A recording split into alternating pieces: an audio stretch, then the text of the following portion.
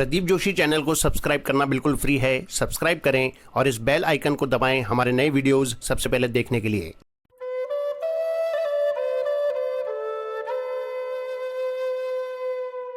स्वामी रामसुखदास जी महाराज को शत शत नमन। आज का विषय है शरणागति की विलक्षणता। महाराज जी के शब्दों में, पारमार्थिक बातें एक एक से विलक्षण हैं, उनमें शरणागति की बात बहुत विलक्षण है। शरणागति में दो बातें सिद्ध होती हैं, एक तो ईश्वरवाद सिद्ध होता है और एक आश्रय लेने का स्वभाव सिद्ध होता है। ईश्वरवाद कैसे सिद्ध होता है कि हर एक प्राणी किसी न किसी को अपने से बड़ा मानता है और उसका आश्रय लेता है। पशु पक्षियों में भी यह बात देखी जाती है। जब हम बूंदी में रहते थे तब एक रात हम सब साधु सो रहे थे। रात में वहां एक बघेरा आया। वहां दो कुत्ते थे। बघेरा को देखते ही वे कुत्ते डरते हुए चट हमारे पास आकर चिपक गए, क्योंकि बघेरा कुत्ते और गधे को खा जाता है। अतः भय लगने पर पशु पक्षी भी अपने से बड़े का आश्रय लेते हैं। ऐसे ही मात्र जंतु किसी न किसी का आश्रय लेते हैं। कोई बिल बनाकर रहता है, कोई घर बनाकर रहता है, कोई किसी तरह से रहता है। जंगम प्राणी तो दूर रहे, स्थावर प्राणी भी अपने से बड़े का आश्रय लेते हैं। जैसे कोई लता है, वह भी दीवार वृक्ष आदि का सहारा लेकर ऊपर चढ़ती है। जीव मात्र में आश्रय लेने की स्वाभाविक शक्ति है। कोई गुरु का आश्रय लेता है, कोई ग्रंथ का आश्रय लेता है, कोई इष्ट का आश्रय लेता है। किसी न किसी का आश्रय लेकर उससे रक्षा चाहता है, उसके अधीन होना चाहता है। इस प्रकार किसी न किसी का आश्रय लिए बिना कोई नहीं रहता, और जिसका आश्रय लेता है उसको बड़ा मानता है, तो ईश्वरवाद सिद्ध हो गया। जो ईश्वर को नहीं मानता, ऐसा नास्तिक पुरुष भी माँ बाप को बड़ा मानता है, किसी को विद्या में बड़ा मानता है, किसी को आयु में बड़ा मानता है। इस तरह किसी न किसी को बड़ा मानता ही है। विद्या में, बुद्धि में, योग्यता में, जन्म में, अर्थात कि यह हमारे से पहले जन्मा है, आदि किसी विषय में किसी को भी अपने से बड़ा मान लिया तो ईश्वरवाद सिद्ध हो गया। ईश्वर सर्वोपरि है, सबसे बड़ा है। पातंजल योग दर्शन में लिखा है, पूर्वे शामपि गुरुः काले ना नवच्छेदात। अर्थात पहले जितने हो चुके हैं उन सब का गुरु है ईश्वर, क्योंकि उसका काल से व्यवधान नहीं है। सबसे पहले होने से वह ईश्वर सबसे बड़ा है और सब उससे शिक्षा लेते हैं, उसके आश्रित होते हैं। इसलिए उस ईश्वर का ही आश्रय लेना चाहिए। परंतु एक ईश्वर का आश्रय न लेने से कईयों का आश्रय लेना पड़ता है। कोई पद का आश्रय लेता है, कोई अपनी योग्यता का आश्रय लेता है, कोई अपनी बुद्धि का आश्रय लेता है, कोई अपने बल का आश्रय लेता है, कोई धन का आश्रय लेता है, कोई बेटे पोतों का आश्रय लेता है। इस प्रकार मनुष्य जिस किसी का आश्रय लेता है वह तो बड़ा हो जाता है और मनुष्य खुद छोटा हो जाता है, गुलाम हो जाता है।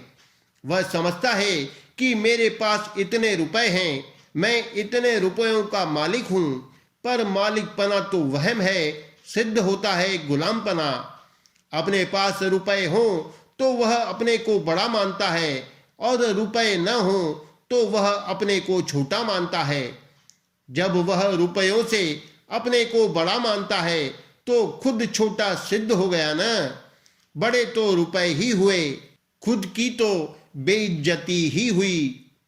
परमात्मा का आश्रय लिए बिना सब आश्रय अधूरे हैं, क्योंकि परमात्मा के सिवाय और कोई सर्वोपरि तथा पूर्ण नहीं है। रुपए, बेटे पोते, पद, योग्यता, समाज का बल अस्त्र बल, शस्त्र बल आदि सब के सब तुच्छ ही हैं और पूर्ण भी नहीं हैं।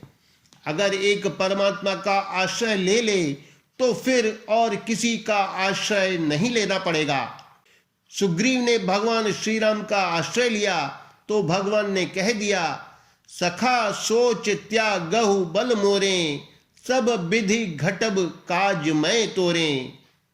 लोक परलोक का सब तरह का काम सिवा ईश्वर के कोई कर ही नहीं सकता। ऐसे सर्वोपरि ईश्वर को छोड़कर जो दूसरी तुच्छ चीजों का सहारा लेता है, दूसरी तुच्छ चीजों को लेकर अपने में बड़प्पन का अनुभव करता है, वह एक तरह से नास्तिक है, ईश्वर को न मानने वाला है। अगर वह ईश्वर को मानता तो उसको ईश्वर का ही सहारा होता। भगवान का सहारा लेने वाला परतंत्र नहीं रहता। एक विचित्र बात है कि पराधीन रहने वाला पराधीन नहीं रहता। तात्पर्य है कि भगवान के अधीन रहने वाला पराधीन नहीं रहता, क्योंकि भगवान पर नहीं है। मनुष्य पराधीन तब होता है जब वह पर के अधीन हो, अर्थात धन, बल, विद्या, बुद्धि आदि के अधीन हो। भगवान तो अपने हैं, ईश्वर अंश जीव अविनाशी, इसलिए उनका आश्रय लेने वाला पराधीन नहीं होता है, सर्वथा स्वाधीन होता है, निश्चिंत होता है, निर्भय होता है, निशोक होता है, निशंक होता है। दूसरे के अधीन रहने वाले को स्वप्न में भी सुख नहीं होता। पराधीन सपने हूं सुख नाही, परंतु भगवान के अधीन रहने वाले को स्वप्न में भी दुख नहीं होता। मीराबाई ने कहा, ऐसे बर को क्या बरूं, जो जन्मे अरु मर जाए, बर बरिए गोपाल जी, मारो चुड़लो अमर हो जाए। इस तरह केवल भगवान का आश्रय ले ले तो सदा के लिए मौज हो जाए। स्वप्न में भी किसी की किंचन मात्र भी गरज न रहे। जब किसी न किसी का आश्रय लेना ही पड़ता है तो सर्वोपरि का ही आश्रय लें, छोटे का आश्रय क्या लें। अतः सबसे पहले ही यह बात मान लें कि भगवान हमारे और हम भगवान के हैं। त्वमेव माता च पिता त्वमेव, त्वमेव बंधुश्च सखा त्वमेव, त्वमेव विद्या द्रविणम त्वमेव, त्वमेव सर्वम मम देव देव। माता रामो मत पिता रामचंद्रः, स्वामी रामो मत सखा रामचंद्रः। माँ कौन है? भगवान। बाप कौन है? भगवान। सखा कौन है? भगवान। धन कौन है? भगवान। विद्या क्या है? भगवान। हमारे सब कुछ भगवान ही हैं। वाल्मीकि बाबा के यहाँ लव कुश का जन्म हुआ था। सीता जी ने लव कुश को सब कुछ सिखाया।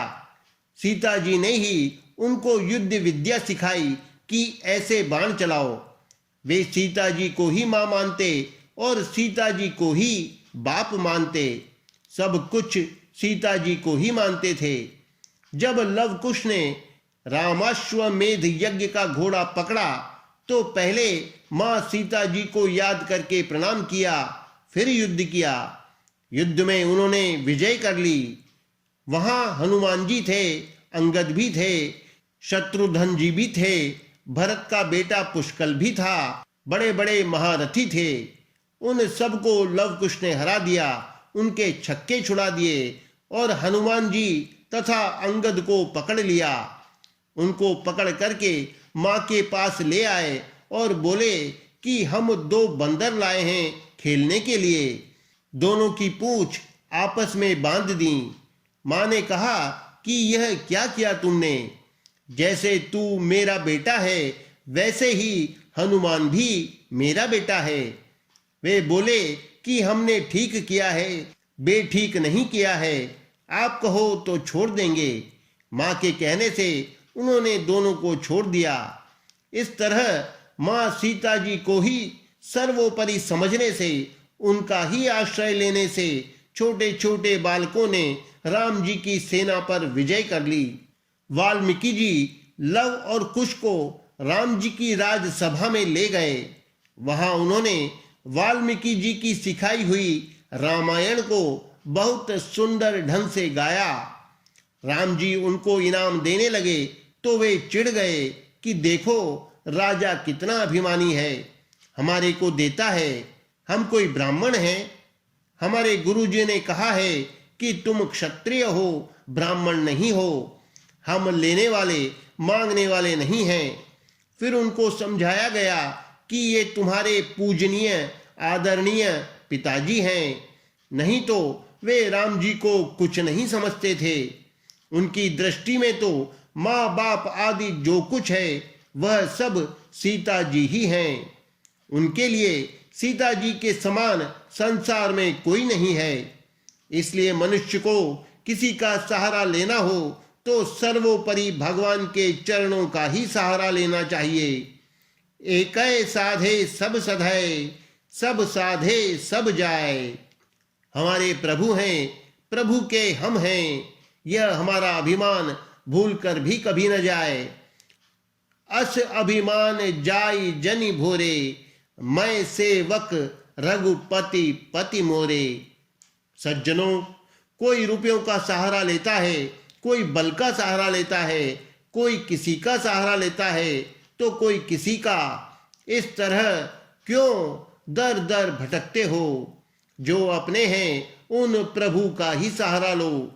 अंत में उनसे ही काम चलेगा और किसी से नहीं चलेगा। भगवान के सिवा और सब काल का चारा है, सबको काल खा जाता है। भगवान के चरणों की शरण ले लो तो निहाल हो जाओगे। आज ही विचार कर लो कि मैं तो भगवान का हूं और भगवान मेरे हैं। बस सच्ची बात है, सिद्धांत की बात है, पक्की बात है। भगवान सबका पालन पोषण करते हैं, चाहे कोई भगवान को माने या न माने, आस्तिक नास्तिक कैसा ही क्यों न हो, क्योंकि भगवान सब प्राणियों में समान हैं। समोहम सर्वभूतेषु। परंतु जो भगवान का आश्रय ले लेता है उसका तो कहना ही क्या है। उनके चरणों का आश्रय लेने से तो मौज हो ही जाती है, आनंद ही आनंद हो जाता है। दिन शरणों महाराज को, निस दिन करिए मौज। राम चरण संसार सुख, दई दिखावे नौज। भगवान संसार का सुख कभी न दिखाएं, यह संसार का सुख ही फंसाने वाला है। इसी के लोभ में आकर आदमी भगवान से विमुख हो जाता है, भगवान का आश्रय छोड़कर सुख का आश्रय ले लेता है। अतः हमें संसार का सुख लेना ही नहीं है, हमें तो प्रभु के चरणों की शरण होना है। वास्तव में तो सदा से ही हम भगवान के और भगवान हमारे हैं। उनकी शरण लेनी नहीं पड़ती। जैसे बालक को माँ का आश्रय लेना नहीं पड़ता। माँ की गोदी में बैठकर बालक निर्भय हो जाता है, क्योंकि उसकी दृष्टि में माँ से बढ़कर कोई नहीं है। ऐसे ही भगवान से बढ़कर कोई नहीं है। अतः उनके चरणों की शरण लेकर निर्भय हो जाए।